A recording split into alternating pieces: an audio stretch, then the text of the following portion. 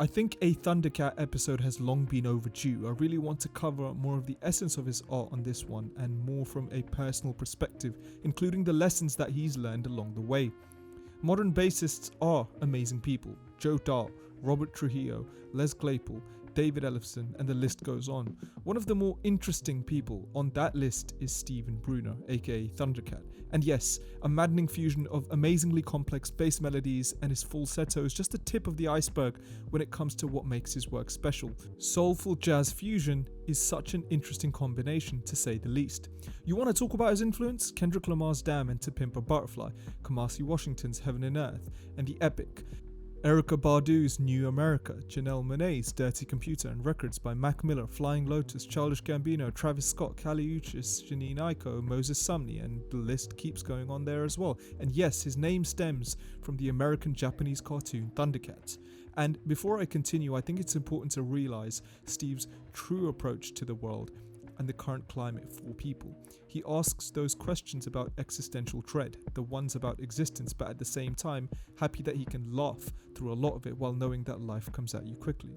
Traditionally, the bass is present to lay down two things, the rhythmic foundation and the harmonic foundation. A skilled bassist supports the group by providing a good feeling, steady pulse. We also cannot forget the harmonic component. When we hear several notes played at the same time, we hear them all relative to the lowest sounding pitch, the bass note. Usually the lowest note played in a chord establishes the harmonic and melodic direction of the music. His dad, Ronald Bruner Sr., was a drummer for Diana Ross and the Temptations. He and his two brothers are Grammy winners and nominees. His senior brother is a drummer for the Stanley Clarke Band, and Junior used to play keyboards for the neo-soul band The Internet. Thundercat's career properly started off in the early-ish 2000s. He was in high school when in the short-lived band No Curfew, and shortly thereafter joined his older brother Ronald Jr. with skate punk pioneers Suicidal Tendencies, replacing Robert Trujillo, who himself moved on to play with Metallica. For 13 years, Bruner toured and made music with the band. It ended up shaping the way he approaches making tunes today.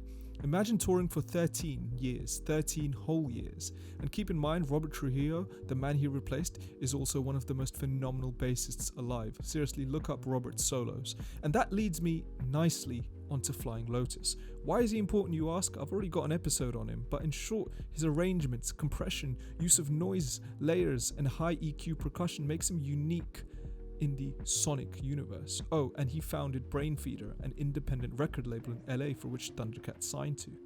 The Golden Age of Apocalypse is the debut studio album by Thundercat, released on Brainfeeder in 2011. It was co-produced with Flying Lotus, and as Pitchfork stated, it was a densely layered, expertly played, genre-crossing marvel. It goes deeper than that though, and it stems from his view of the world I mentioned earlier, hence the inclusion of the word apocalypse.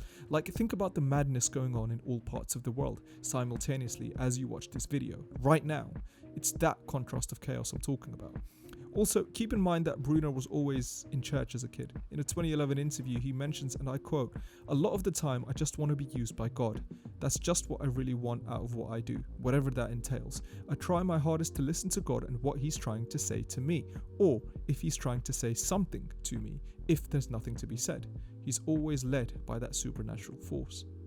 Going back to Golden Age, it is extremely dense and varied. There are moments of future jazz like Fleer, Ultra and Jamboree, and more experimental genre fusions such as Boat Cruise and Return to the Journey. There's also a cover of George Duke's For Love I Come, who himself was an American keyboardist, composer, singer, songwriter and record producer.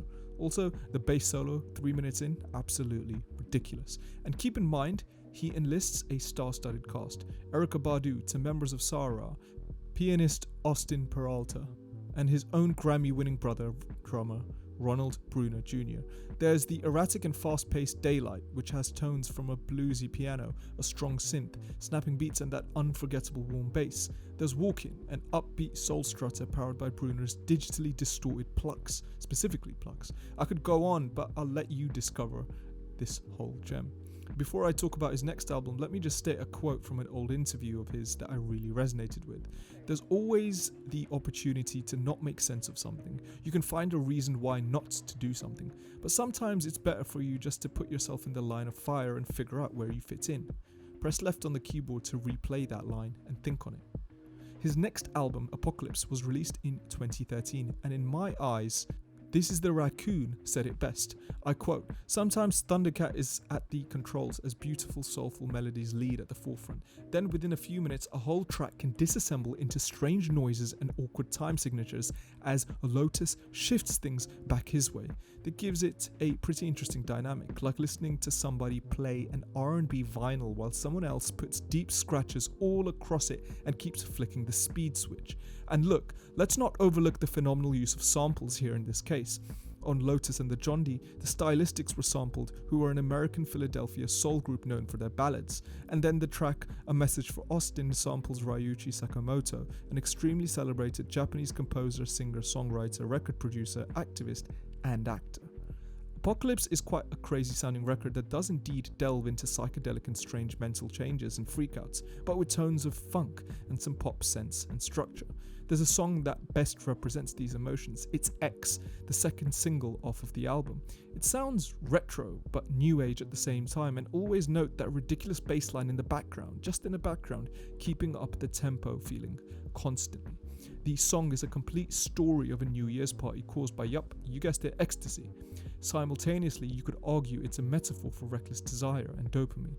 I think it's important to note some of his influences over the years. In that Pitchfork video where he breaks down his favourite bass lines, he kindly included in Larry Graham's pioneering slap bass, Raphael Sadiq's bass line on D'Angelo's Lady, and Jack Bruce on Sunshine of Your Love with Cream.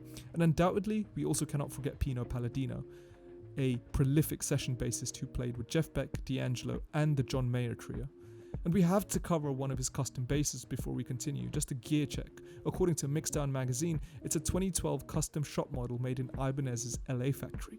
This machine is heavily modified to suit Thundercat's genre-spanning playstyle, boasting 6 strings tuned BEA-DGC, a hollowed-out maple body with a 5-piece maple jatoba neck and a rosewood fingerboard. For electronics, Thundercat tends to favor a custom Graphtech Ghost Modular MIDI pickup system in conjunction with 2 custom EMG-HZ pickups with a myriad of knobs and switches to control master volume, tone, piezo, and MIDI volume for the MIDI system, and a 3-way pickup switch. And that also has dark and mids control. Drunk was a 23-track powerhouse showcasing the furthest bounds of Stephen Bruner's musical eccentricities. It covers space funk, trip hop, G-funk, and every other brand of new iteration of the new age of hip-hop family tree.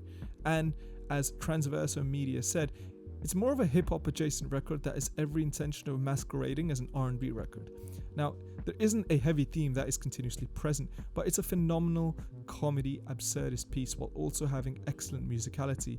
And it's interesting to note that Dragon Ball Durag was a Durag anthem released in the same month that Rihanna made history for being the first person to wear a Durag on the cover of British Vogue. Steve was a sonic force and a huge influence on a lot of To Pimp a Butterfly, and it's clear why. He also had a huge affinity for working with Kendrick. As quoted, "I wish I could spend more time around him, creating, just because he gives off such energy and he knows what he wants a lot of the time. Some of my favourite moments of recording are with Kendrick." I would argue that on Drunk, a large amount of the tracks rely more on his overall compositional abilities and the layering that Flying Lotus has generated, and how the project feels holistically rather than looking at his own individual bass skills. I say this because everything feels more balanced and less crazy and out there like his earlier projects, and that's not a bad thing at all. And you know what? We're not going to forget about Mac Miller and the bond Steve had with him. That's a huge part of his life. Mac used to beg him to come on tour with him, and Steve would cancel his own shows just to be with him. He said, "I think Mac's spirit always was very influential ever since I met him. In my attitude about recording, just the way I would go about recording sometimes, I knew it's something I'd learned working with Mac." Losing Mac also made him reevaluate his own relationship with alcoholism and even himself. I won't get into it, but Mac's passing marked a huge change in Steve and even his music. You can look this up. And that again leads me nicely onto It Is What It Is. While Mac Miller references and influences are spread throughout the whole discography, the album as a whole tells a different narrative. Aside from that, taking the listener through a diverse set of musical journeys of love, humor, uncertainty, and pain. It Is What It Is immediately resonates as this call for contact reflects our recently adopted quarantine. Like, yes, these are strange times and he wants you to know that, and you know what? Once again, song titles such as Unrequited Love and Existential Dread bring back my constant points about how he sees the world. Listen, you've got collabs on this album such as Childish Gambino, Ty Dolla $ign, and Kamasi Washington, and you can tell this will once again be serious experimentation.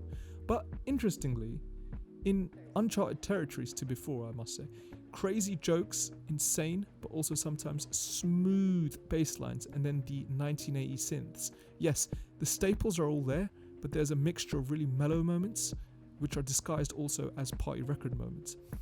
It Is What It is actually Bruner's attempt to deal with loss, to avoid getting lost in space, as he says in the intro.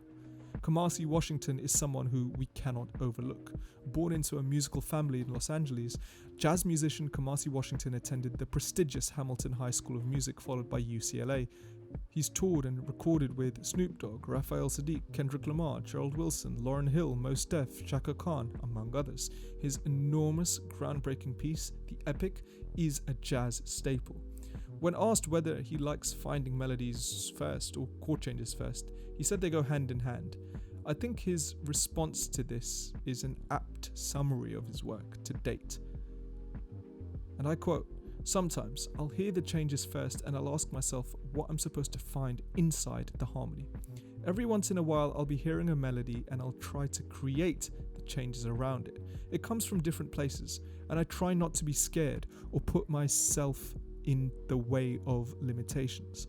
I'll try anything. Even if I hear something I don't like, I'll go for it. There's no wrong way." And with that note, thank you for watching.